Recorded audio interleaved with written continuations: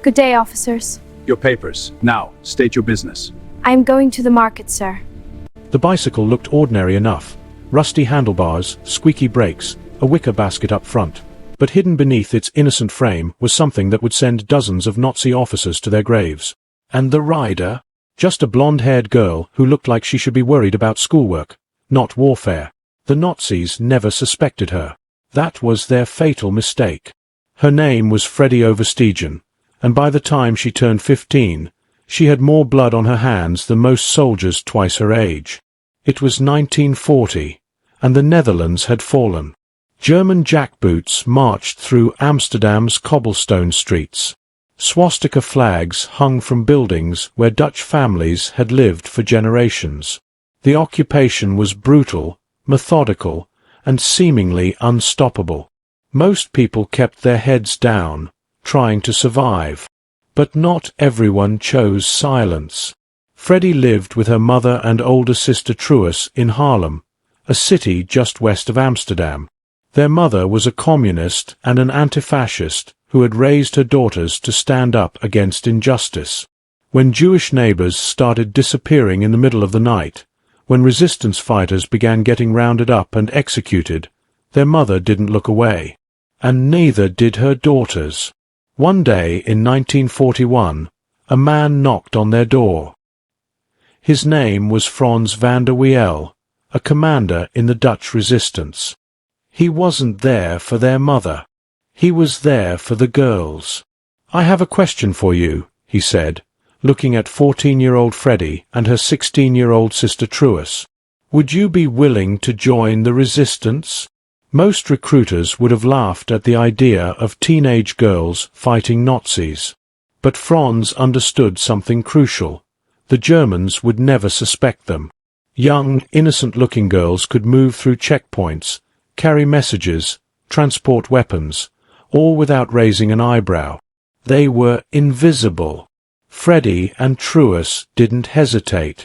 They said yes. Their first missions were relatively simple. They distributed illegal newspapers that told the truth about what was happening, news the Nazi-controlled press would never print. They helped hide Jewish families in attics and basements, moving them from safe house to safe house under the cover of darkness. Freddie would ride her bicycle through the streets, documents hidden in her basket beneath a layer of groceries, her heart pounding every time a German soldier glanced her way. But Franz had bigger plans for them. "Can you shoot?" he asked one evening. The sisters learned quickly. They practiced in hidden locations, getting comfortable with pistols that felt heavy in their young hands. And then came the mission that would define their war.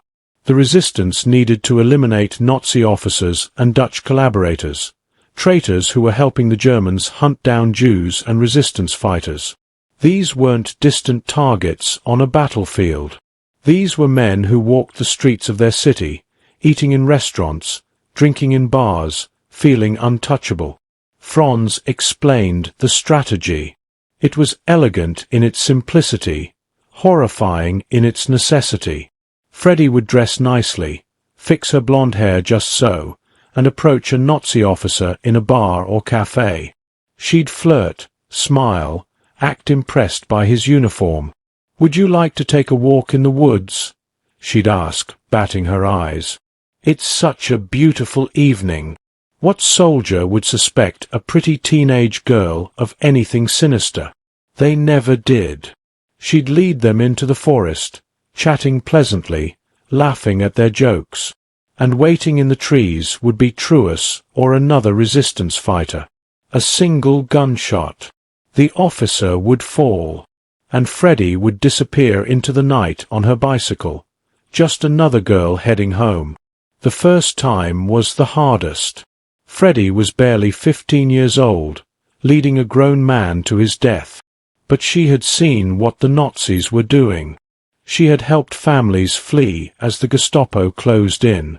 She had heard the stories of concentration camps, of mass executions, of children torn from their parents' arms.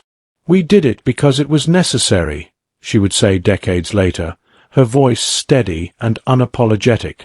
"Not because we enjoyed it."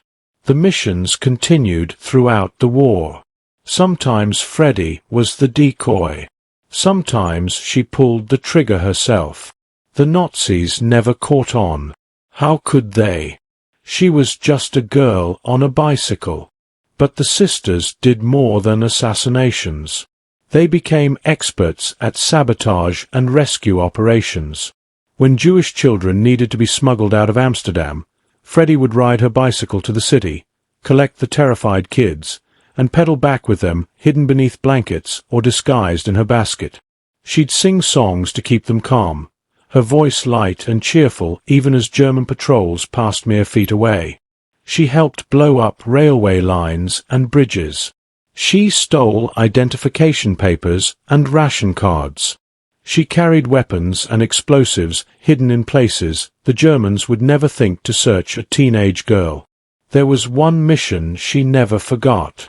A group of Jewish children was hiding in a building that the Nazis were about to raid. The resistance got word just hours before. Freddie and several others rushed to evacuate them, but there wasn't enough time to move everyone safely, so they created a diversion. While resistance fighters drew the German soldiers away with gunfire on one side of the building, Freddie led the children out the other, one by one, moving them through back alleys and gardens to waiting safe houses. She made 3 trips that night, her bicycle carrying precious cargo each time. Not all missions succeeded. Friends died. Operations failed.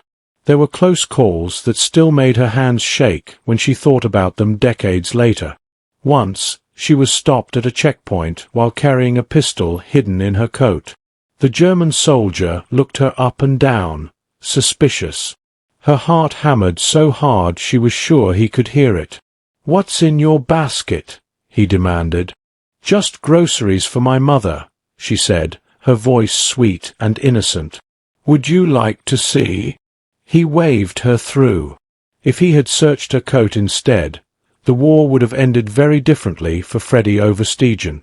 The work took its toll. These were teenage girls living double lives, smiling and normal on the outside, carrying the weight of dozens of deaths on the inside. Truus later admitted they both suffered from what we now recognize as PTSD, though no one called it that then. But they kept going. Month after month, year after year, as the war dragged on and the occupation ground the Netherlands under its heel.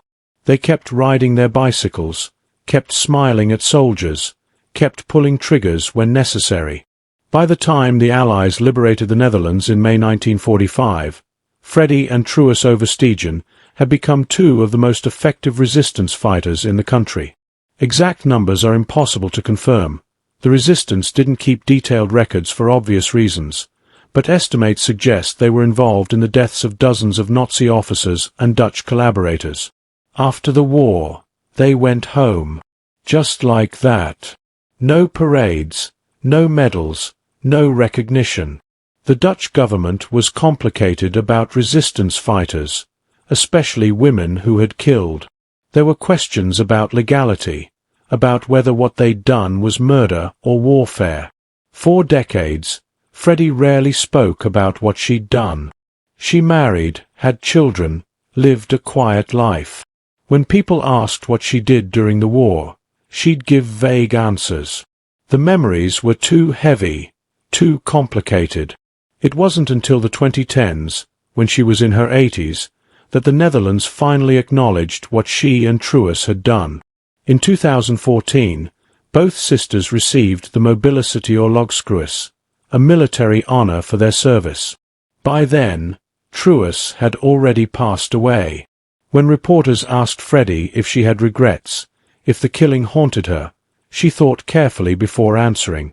"I've never been able to forget," she said. "The faces, the sounds, all of it is still there. But I do not regret what I did. We were fighting for our country, for our neighbors, for innocent people who couldn't fight for themselves. If I had to do it again, I would." She talked about the moral weight of it, how she and Truus would sometimes cry together after missions, processing what they'd done. But she also talked about the Jewish families they saved, the dozens of children who survived because of their actions. People think of the war in terms of soldiers and battlefields, she said in one interview. But resistance happened everywhere. In kitchens and on bicycles. In bars and forests. We were just girls. That's what made us dangerous. Freddie Oversteegen died in 2018 at the age of 92. Her obituaries appeared in newspapers around the world, finally telling the story she'd kept quiet for so long.